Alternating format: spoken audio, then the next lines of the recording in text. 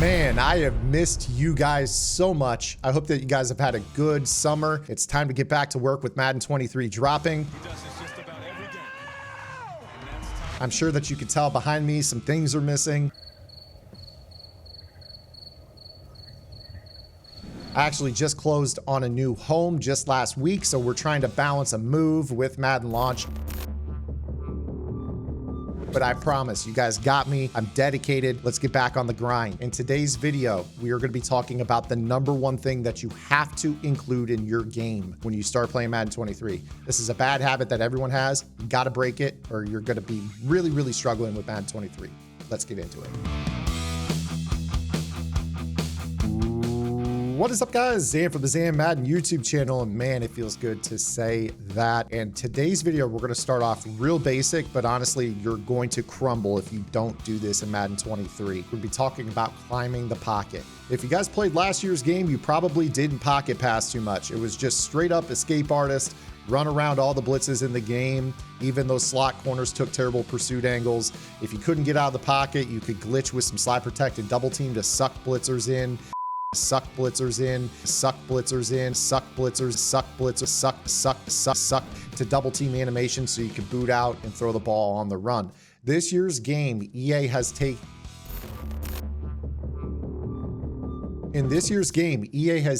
a concerted effort to make sure that this is a pocket passing Madden.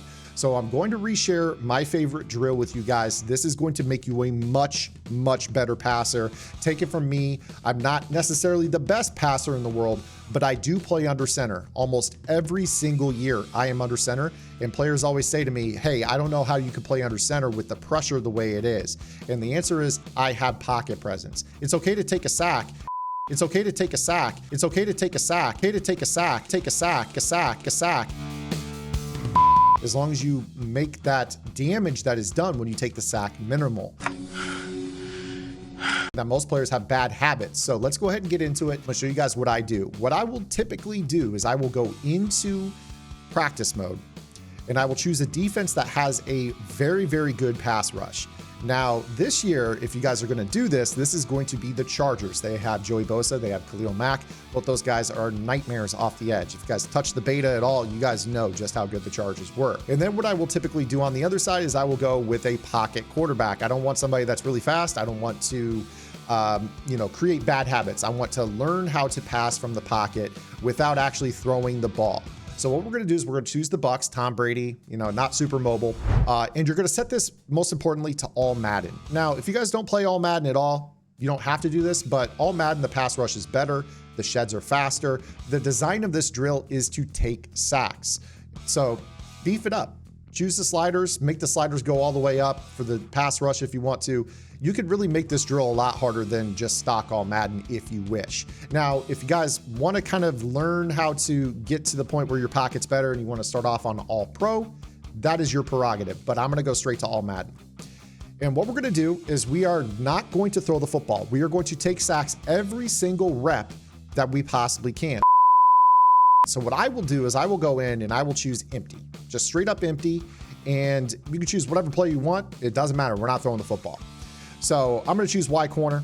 And on defense, I'm going to choose random play, just random play, period. Sometimes they're going to blitz and it's going to be more players than you can actually block. That's okay. That's not something that we're worried about. We're just trying to get different looks, different techniques, try to see how players shed, what direction they shed, how we can predict what animations are going to occur and where the holes in the line are that we want to step up to. So we're going to go ahead. I already know this is a double safety blitz, 6 against 5. So I'm going to go ahead and respot the ball here.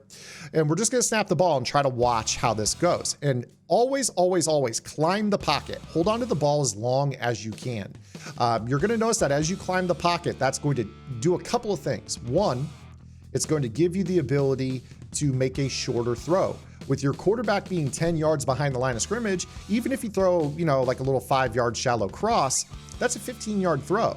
So in terms of the animations that you get from the quarterbacks, you're going to get a medium length throw animation.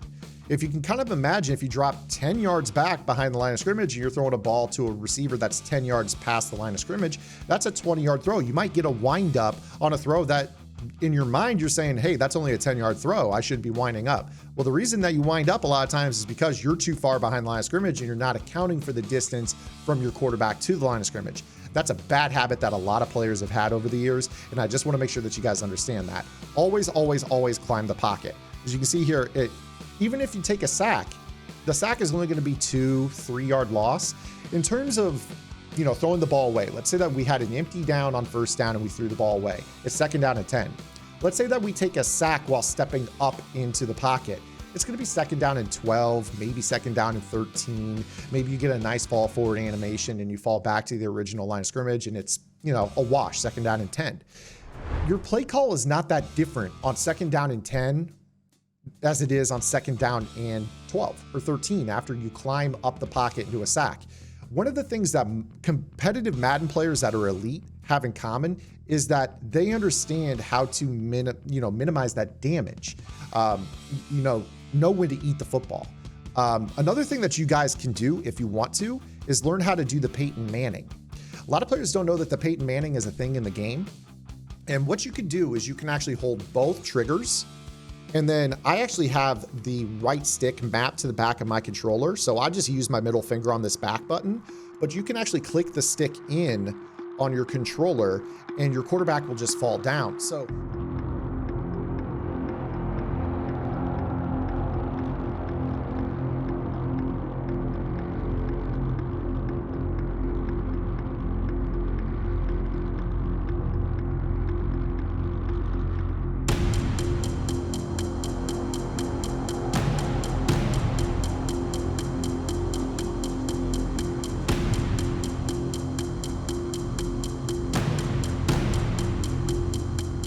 let's say for whatever reason, you snap the ball, they've got perfect contain, you can't escape, nothing is opened, and you just realize right away that you're dead, but you don't want to take a needless hit and potentially fumble. What you can do is say, okay, dead play, I'm just gonna hold both triggers and tap that right stick and lay down.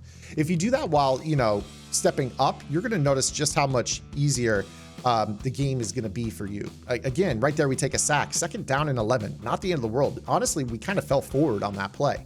The goal here is just to, on all Madden, take sacks over and over and over.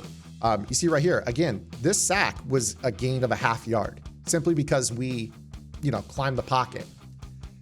So again, here, just continue. You got a little pressure here, step up. You see, again, -2, -3, not the end of the world. A lot of you guys are probably laughing. You're sitting here like, what is this tip? This tip is the reason you guys beat so many players online, because everybody out there likes to do this and just drop straight back.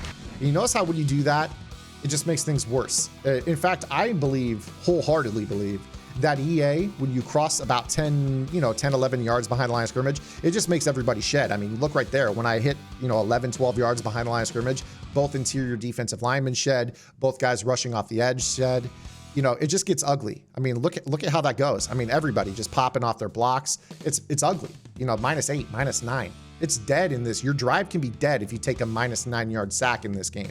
The coverage is better. The pass rush is better. So step up into it. It is so crucial. So crucial. That's okay. You take a sack. You're going to learn how guys shed off of their blocks.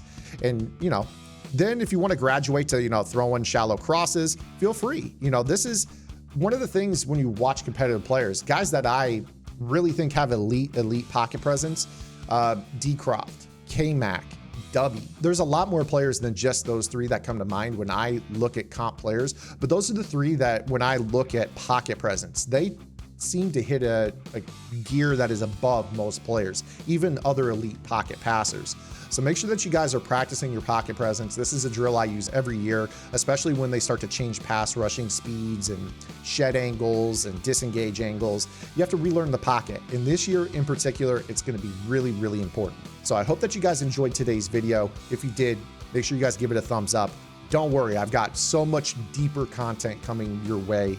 If you guys are looking for some really high level stuff, go over to gridirongameplans.gg, $9.95 per month unlocks the entire website. That's every vault update, all offensive and defensive game plans on the website, exclusive members only Discord access, and we have lab sessions inside of the Discord channel. So I hope that you guys will head over to the website, We'll see you guys tomorrow with our next video upload. Man, that feels good to say. Until then, this is Zan.